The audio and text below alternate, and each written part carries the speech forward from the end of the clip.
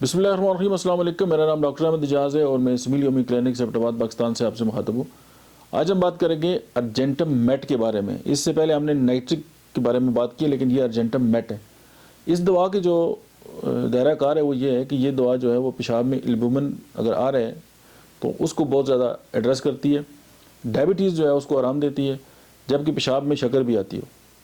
اور گردے کی جو متعدد جو بیماریاں ہیں اس ارجنٹم میٹ جو ہے اس کو ختم کرتی ہے.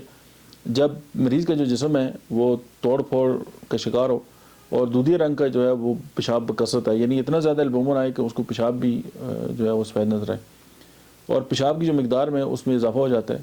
اور اس کو جیٹی کینٹ نے اس کی بہت تعریف کی ہے.